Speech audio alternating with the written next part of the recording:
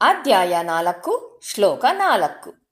ಅರ್ಜುನ ಉವಾಚ ಅಪರಂ ಭವತೋ ಜನ್ಮ ಪರಂ ಜನ್ಮ ವಿವಸ್ವತಃ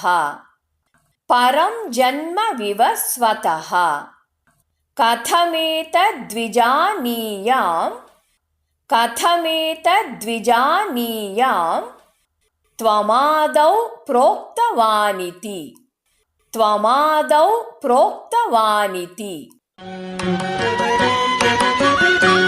ಹೇಳಿಕೊಡುವುದನ್ನು ಅನುಸರಿಸಿ.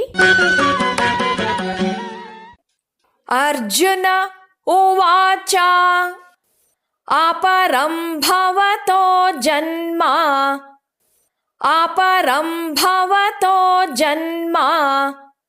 ಪರಂ ಜನ್ಮ ವಿವಸ್ವತಃ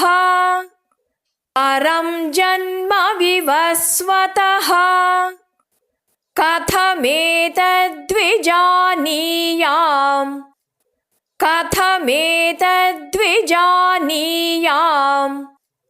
ತ್ವಮಾದೌ ಪ್ರೋಕ್ತವಾನಿತಿ.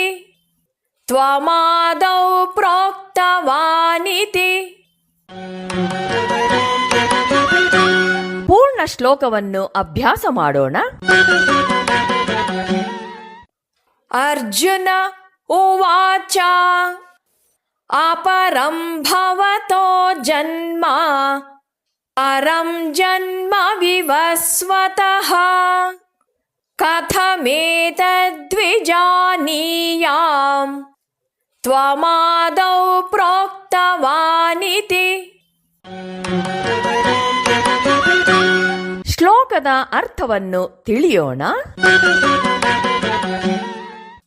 ಅರ್ಜುನನು ಹೇಳಿದನು, ನಿನ್ನ ಜನ್ಮವು ಈಚೆಗೆ ಆದುದು, ಸೂರ್ಯನ ಜನ್ಮವು ಹಿಂದೆ ಆದುದು.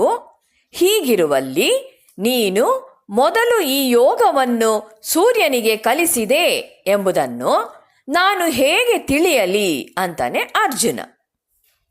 ಸೃಷ್ಟಿಯ ಆದಿಯಲ್ಲೇ ಈ ಜ್ಞಾನವನ್ನು ಸೂರ್ಯದೇವನಿಗೆ ಕಲಿಸಿದೆ ಅಂತ ಕೃಷ್ಣ ಹೇಳ್ತಾನೆ. ಕೃಷ್ಣ ದೇವಕಿ ಸುತ, ಅವನನ್ನ ಬೃಂದಾವನದ ವೇಣುಗೋಪಾಲ ಅಂತಾನೆ ಅರ್ಜುನ ತಿಳಿದಿರೋದು. ಅರ್ಜುನನಿಗೆ ತನ್ನ ಸಾರಥಿಯಾದ ಕೃಷ್ಣನು ಒಂದು ನಿರ್ದಿಷ್ಟ ದಿನದಲ್ಲೇ ಹುಟ್ಟಿದ ತನ್ನ ಸ್ನೇಹಿತ ಅಂತಾನೆ ನಂಬಿಕೆ.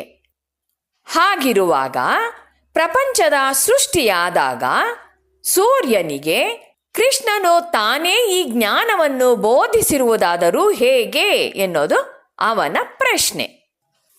ಅಪರಂ ಭವತೋ ಜನ್ಮ ಅಂದ್ರೆ ನಿನ್ನ ಜನ್ಮವು ಇತ್ತೀಚಿನದು. ಅರ್ಜುನ ಮತ್ತು ಶ್ರೀಕೃಷ್ಣ ಹೆಚ್ಚು ಕಡಿಮೆ ಒಂದೇ ವಯಸ್ಸಿನವರು. ಅರ್ಜುನನಿಗೆ ಅದು ಗೊತ್ತಿತ್ತು. ಪರಂ ಜನ್ಮ ವಿವಸ್ವತಃ ಅಂದರೆ ಸೂರ್ಯ, ಜನ್ಮ ಅಂದರೆ ಜನ್ಮವು, ಪರಂ ಅಂದರೆ ಬಹಳ ಪುರಾತನವಾದುದು. ನಿನ್ನ ಜನ್ಮವಾದರೋ ಇತ್ತೀಚಿನದು ಮತ್ತು ಸೂರ್ಯನ ಜನ್ಮವು ಬಹಳ ಪುರಾತನವಾದದ್ದು. ಅರ್ಜುನ ಇಲ್ಲಿ ಕೇವಲ ಮಿತಿಯಿಂದ ಕೂಡಿರುವ ಮಾನವನ ದೃಷ್ಟಿಯಿಂದ ಮಾತನಾಡ್ತಾ ಇದ್ದಾನೆ. ಸಾಧಾರಣ ಮನುಷ್ಯನಿಗೆ ಅವನು ಹುಟ್ಟುವುದಕ್ಕಿಂತ ಹಿಂದಿನದು ಏನು ಗೊತ್ತಿರೋದಿಲ್ಲ. ಜನನ ಮರಣಗಳ ಮಧ್ಯದಲ್ಲಿ ಇರುವ ಕೆಲವು ಕಾಲದ ಬಾಳುವೆಯೇ ಸರ್ವಸ್ವ ಅಂತ ಅಜ್ಞಾನಿ ಭಾವಿಸ್ತಾನೆ.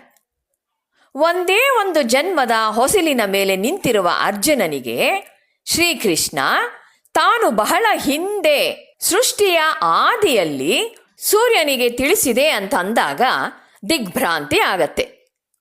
ಇದು ಹೇಗೆ ಅಂದರೆ, ಮಗು ಏನಾದರೂ ನಾನು ಅಪ್ಪನಿಗೆ ನಾಮಕರಣ ಮಾಡಿದಾಗ ನಾನಿದ್ದೆ ಅಂತಂದ್ರೆ ಹೇಗೆ ಇರುತ್ತೋ ಹಾಗಿದೆ. ಅರ್ಜುನ ಶ್ರೀಕೃಷ್ಣನ ಎದುರಿಗೇ ಇದ್ದಾನೆ. ಹೆಚ್ಚು ಕಡಿಮೆ ಒಂದೇ ವಯಸ್ಸಿನವರು ಇರಬಹುದು, ಅಥವಾ ಕೆಲವು ವರ್ಷಗಳು ಅರ್ಜುನನಿಗಿಂತ ಹಿರಿಯನಿರಬಹುದು ಕೃಷ್ಣ ಅಷ್ಟೇ. ಹೀಗಿರುವಾಗ ಪೂರ್ವ ಯುಗದಲ್ಲಿದ್ದವರಿಗೆ ಹೇಗೆ ಕೃಷ್ಣ ಗುರುವಾಗಬಹುದು ಅಂತ ಅಂದುಕೊಳ್ತಾನೆ ಅರ್ಜುನ. ಕಥಮೇತ ದ್ವಿಜಾನೀಯಾಂ ತ್ವಮಾದೌ ಪ್ರೋಕ್ತವಾನಿತಿ.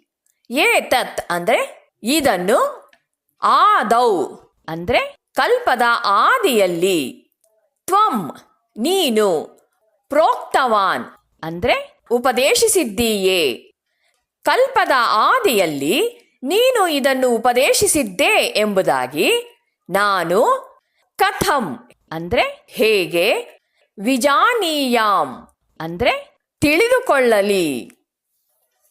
ನಿನ್ನ ಜನ್ಮವು ಇತ್ತೀಚಿನದು, ಸೂರ್ಯನ ಜನ್ಮವು ಹಿಂದಿನದು. ನೀನು ಇದನ್ನು ಮೊದಲೇ ಉಪದೇಶ ಮಾಡಿದೆ ಅನ್ನುವುದನ್ನ ನಾನು ಹೇಗೆ ತಿಳಿದುಕೊಳ್ಳಲಿ ಅಂತಾನೆ ಅರ್ಜುನ.